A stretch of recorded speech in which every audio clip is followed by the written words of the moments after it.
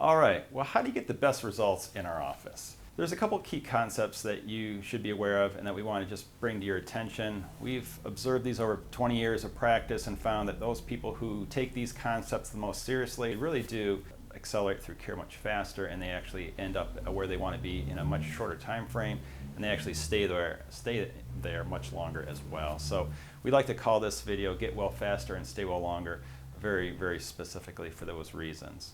Probably the most common question I get asked right after people get under care is about exercise. Should I start? How much is too much? What kind of exercise is the best? So we do recommend you hold off an exercise, starting that as a regular routine if you have not been in the regular habit of that.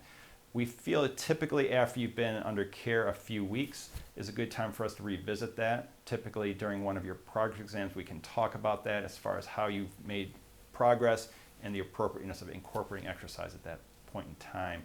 Speaking of exercise and massage, we think those are both extremely important and very synergistic with chiropractic care. If you've been in the regular habit of getting a massage or in the regular habit of working out, we don't want you to stop. We definitely want you to keep that activity up. Exercise is tremendous for your body. We find the more fit people actually respond quicker to care. Before you arrive, it's a good idea to be more peaceful, more restful. You don't want to have just gone to the gym. You don't want to have just gone on your 2-mile run. Say if you're coming into our office on a Tuesday, you do want to be mindful of what you do on that specific day. Again, you want to try to stay out of that 2-hour window before or after.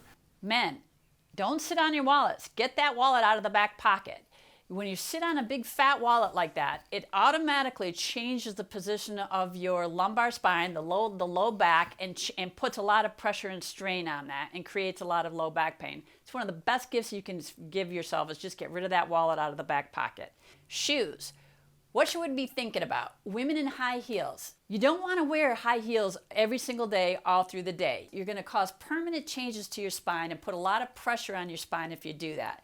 So wear heels where they matter. When you get into the office, change into your heels. On the way to your office, wear a street shoe, wear a great ankle boot, wear a sneaker. I don't care what you wear. Just make sure that it's not a high heel. Men don't usually wear heels. Same goes for you if you choose to. What I do advise is for men to have a pair of shoes at the office that they can switch into midway through the day.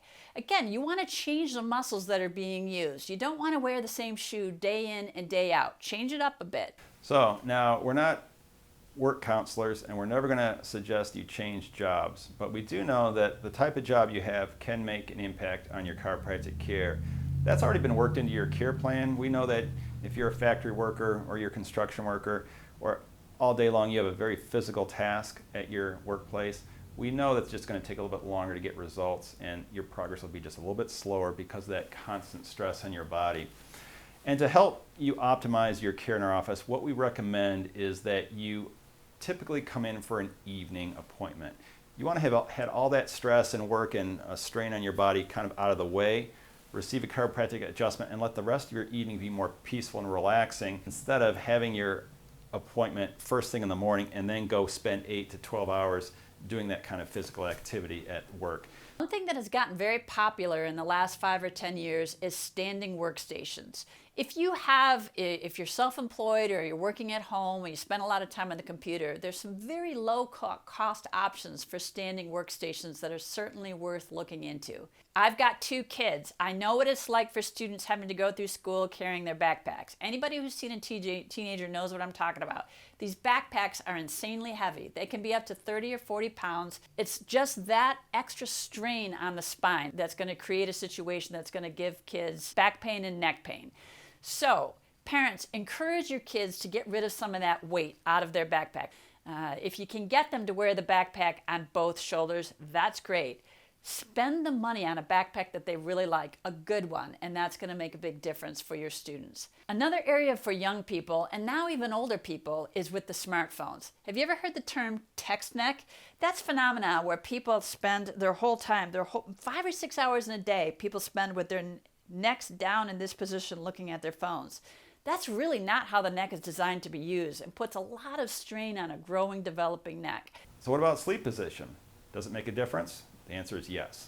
So we do recommend you stay off the stomach. Stomach sleeping will put your neck in a very stressful position. You're never going to sleep nose into the pillow, so you'll always have your neck twisted around in a pretty stressful position, which we find extremely undesirable and unhelpful for your care and improvement. So much better positions to sleep on are on either side or on your back. The back is maybe the most ideal. When you're on your side, you just want to pay particular attention to the distance between the mattress and your head, and you want your neck nicely in line with your spine, just like I'm standing here. So that spacing, there's no magic pillow. The real key is just making sure your neck is in line with your spine, making sure that spacing is right. Same thing when you're on your back. You don't want your neck all jammed up with too many pillows. You would just want a nice amount of pillow there so that your head stays in a nice neutral position. All right, so I hope this has been helpful. We have found that people that follow most or some of these suggestions usually get better results in our office.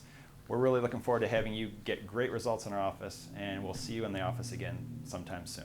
So thank you for watching our Get Well Faster, Stay Well Longer video. We've hoped to answer some questions on what you should be doing in between visits in our office so that you can get the most out of your care. See you soon.